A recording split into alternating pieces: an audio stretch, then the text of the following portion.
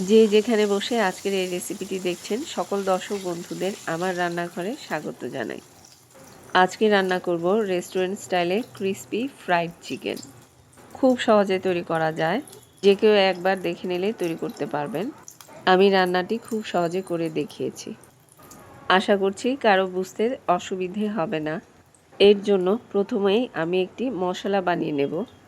মশলা বানাবার জন্য মিক্সার জারের ছোট মশলার বাটিটি ব্যবহার করছি।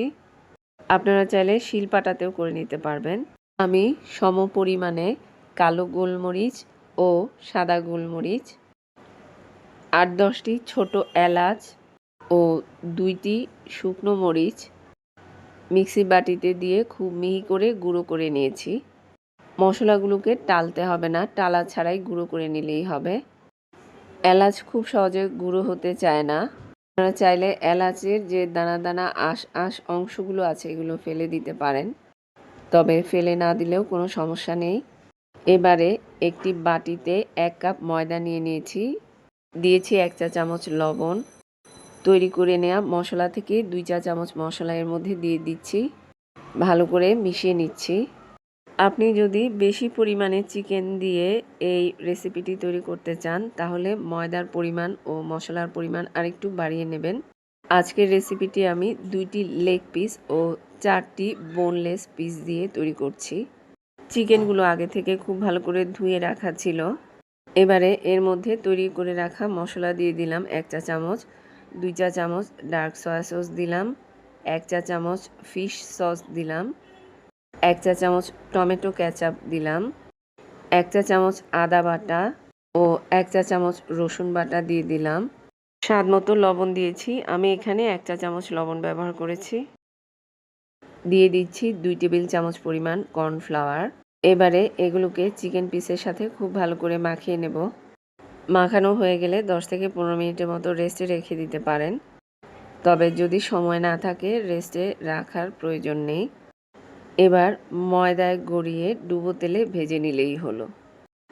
ময়দার মধ্যে খুব ভালো করে কোট করে নিতে হবে। আমি চিকেন পিসগুলোকে ২-৩ বার করে এর মধ্যে কোট করে নিয়েছি, যেন সবটুকু ময়দাই মোটামুটি এর মধ্যে লেগে যায়। এরকমভাবে বারবার করে কোট করে নিতে হবে। এগুলোকে অবশ্যই ডুবো তেলে ভাজতে হবে। এবারে ভাজার জন্য চুলায় একটি কড়াই বসিয়ে দেব। পর্যাপ্ত পরিমাণ তেল গরম করে নেব। চুলার আঁচটাকে প্রথমে হাই ফ্লেমে রাখব। তেল গরম হয়ে গেলে আঁচটাকে কমিয়ে মিডিয়াম করে দেব। পুরোটা সময় ধরে মিডিয়াম আঁচে চিকেনটাকে ফ্রাই করতে হবে। বারবার করে এরকম করে কোট করে নিচ্ছি। কোট করা হয়ে গিয়েছে। বন্ধুদের কাছে যদি আমার রেসিপিগুলো ভালো লাগে রিকোয়েস্ট করব বন্ধু হয়ে পাশে থাকবার জন্য। আশা করছি বন্ধুদের এই পর্যন্ত বুঝে নিতে কোনো অসুবিধে হয়নি। এবারে চলে যাচ্ছি ভাজার প্রক্রিয়ায়।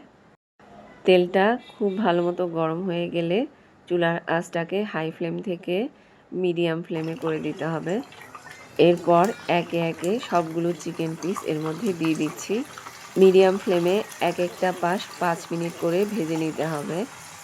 ৫ মিনিটের মতো ভাজা হয়ে গেলে চিকেনের কালারটা উপর থেকে দেখলেই বোঝা যাবে সুন্দর গোল্ডেন কালার হয়ে আসবে।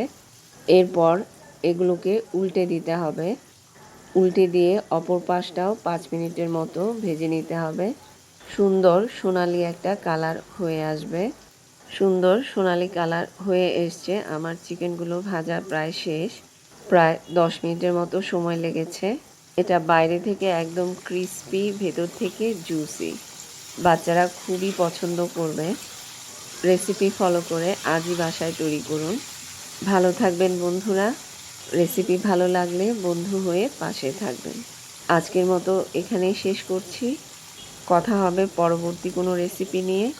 সবাই খুব খুব ভালো থাকবেন। রেসিপিটি শেষ পর্যন্ত দেখার জন্য সকল দর্শক বন্ধুদের অসংখ্য ধন্যবাদ।